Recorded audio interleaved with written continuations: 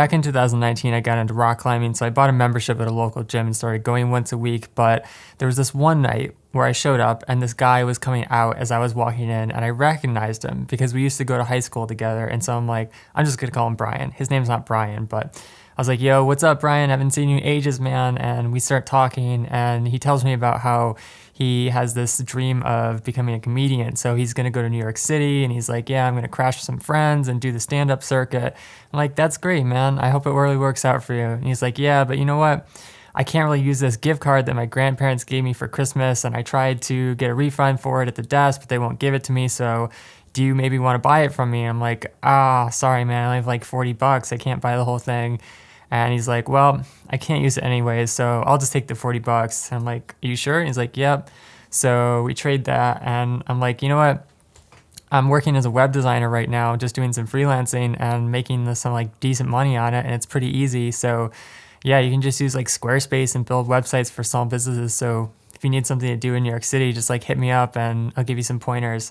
He's like, cool, man. So he takes off, and I don't really think any more about it until a week later when my mom's reading the newspaper, and she's like, didn't you used to go to school with someone named Brian? I'm like, yeah, in fact, I just talked to him the other day at the rock climbing gym. And she's like, it says here that he died unexpectedly, like just now, just like a few days ago. And I was like, holy shit. It just hit me so hard, because this person, this like human being that I had talked to like just a few days ago, that was like living and breathing and had blood flowing through them, was like just gone, And there was kind of like three realizations that hit me, and that was the first one, just like how fragile a human life is.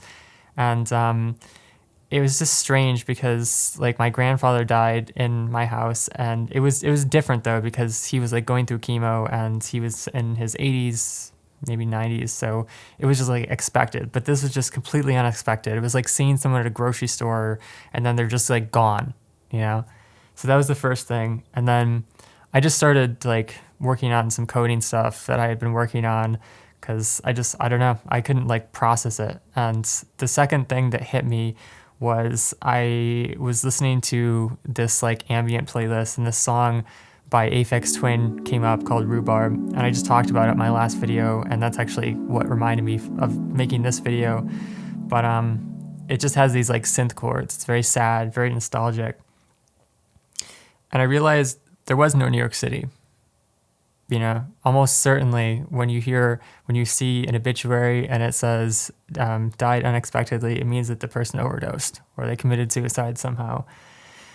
And so I realized that almost certainly I gave him the money that he used to overdose.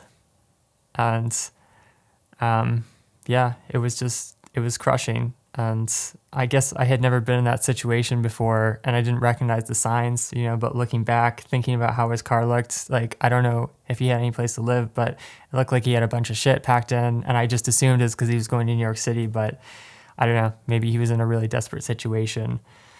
And I cried for a long time because it was just so brutal, and the thing that actually hit me, though, wasn't even that.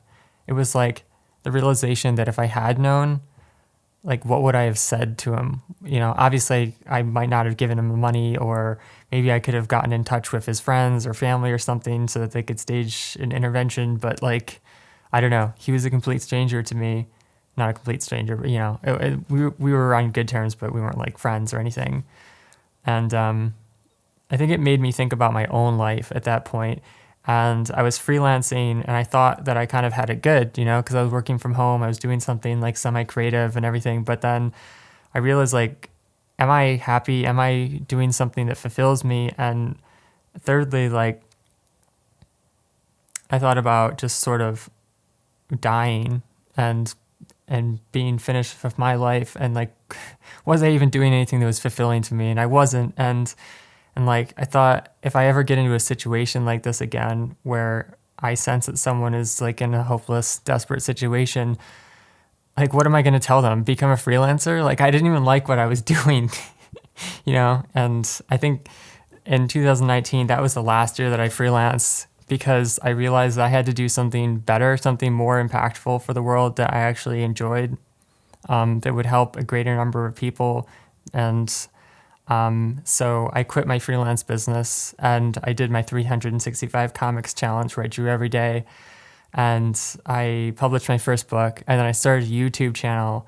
And the YouTube channel was sort of like my way to not to like build my skills and achieve the things that I wanted to in life, so that when I got into a situation like that again, not only could I say like to the person, like, look at me, like I made it out of the matrix, I accomplished the things that I wanted to do, and I got past all these struggles, and then like here's how to do it, you know, like here's this resource, like this YouTube channel where you can watch these videos and it will teach you the things, the skills you need to do, like whether it's dealing with health problems like brain fog or asthma or allergies or food sensitivities, knowing what food to eat, knowing how to construct a diet, like marketing, business, all of this stuff.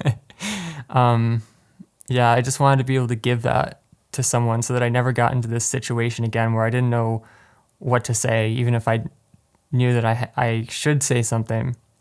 You know what I mean? So yeah, it was a really, really difficult experience to look back on. But I think about the concept all the time of like a North Star in your life. The North Star for me, well, the origin of the North Star is like during slavery times, it was a way for people to navigate to the North. And I think it was also like a symbol of hope, like when everything feels like it's completely against you and you have nothing to go on, it was like you just look up at like this North Star. So anyways, the North Star for me is like having a van. I've gotten really, really far along my goals of building up my business and my income and like becoming independent. And I think like getting a van for me is like the North Star, and I think I'm not there quite yet, but when I do buy the van, hopefully this summer, it'll just be that like place that I have in the universe that I can film, show to people, just to prove that you can do the things that you want to do, that you don't have to be crushed by the system. And the system does crush creative people. It literally kills them, and the more creative you are, the more difficult it can be, because the world is set up for organized, linear people who want linear careers and all of that. So yeah, those are my thoughts. But yeah, the North Star, we'll get there eventually, and I hope that you get there too.